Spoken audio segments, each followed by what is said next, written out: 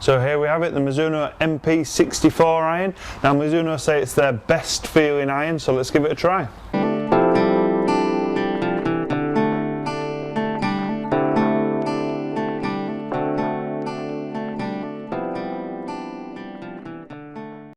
So here it is, a Mizuno MP64 iron.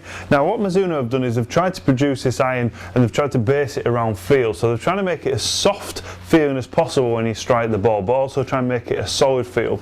Now kind of after they worked on the feel, they then added the forgiveness afterwards. So basically the kind of iron, it's kind of a little, just a bit more forgiving than a blade. Okay, so maybe if you're wanting forgiveness from an iron, go for maybe the MP59 or the JPX 825 Pro. That'll be a better iron if you're looking at forgiveness. So this is based around a kind of bladed club with just a little bit more forgiveness. Now what they've done is they've designed it with this kind of muscle back that you've seen in Mizuno irons before, but they've tried to make it a lot kind of deeper muscle and actually tried to spread it across the face more.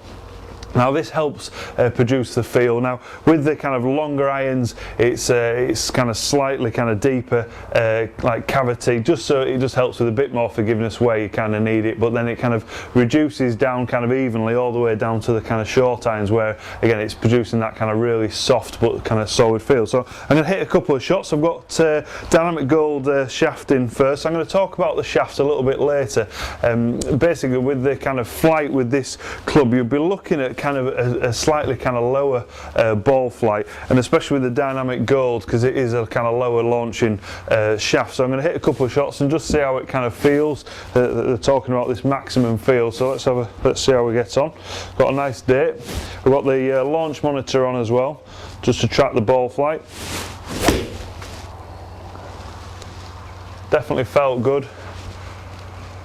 I'll say kind of launch what I'm used to because I'm used to this shaft, but feel wise, yeah, it does feel good. Kind of looks what you expect from Mizuno. It has the kind of obviously the forged head, but it seems kind of quite smooth kind of edges. I know kind of each probably year they try and kind of keep the edges as smooth as possible and just kind of round them off a little bit, just so it kind of helps with less kind of turf drag and just kind of overall look as well. So let's have a couple more.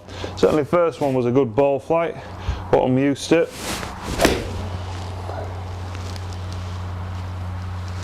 Again, same again. Pretty neutral ball flight. I'm just going to see if it's quite easy just to kind of manoeuvre the ball, because Mizuno designed them on kind of workability. Say the forgiveness is more for the 59 and the 825 Pro. So let's have another go. I'm just going to try and work this one just a little bit right to left and just see if I can get it to move over quite easily. Yeah.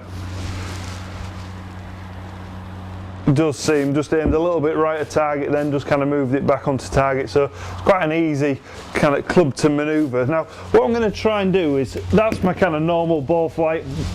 I've got like the custom fit club in my hand, so I'm able to whip the shafts out. So that was a dynamic gold, what I'm used to. Now if you're wanting more of a kind of mid ball flight, so you don't want it to go too low, you maybe kind of launch it quite low at the moment, you maybe want to go for like a nip on. Now this one's the 950 in this one, so this should be just a little bit higher. And I say I've got the launch monitor on, this should just flight just a little bit higher than what I'm used to. Certainly feels a lot lighter than what I'm used to with the dynamic gold.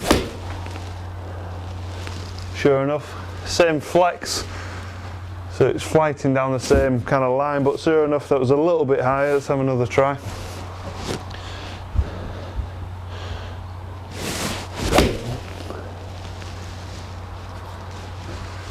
Two pretty much identical. Maybe that was a little bit lower, just slightly kind of pulled that one.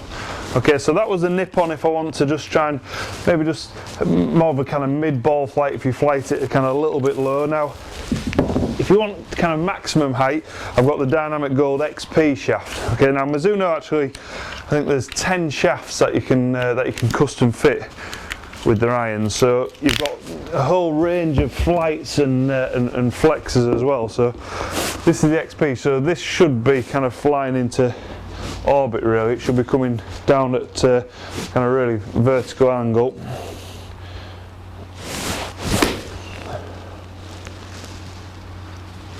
Again, pretty much what you expect. Good strike, I haven't misstruck one, just slightly pulled one. But good strike, a lot higher though with the ball flight with the XP. Yeah. Two pretty much identical in flight, pretty much straight.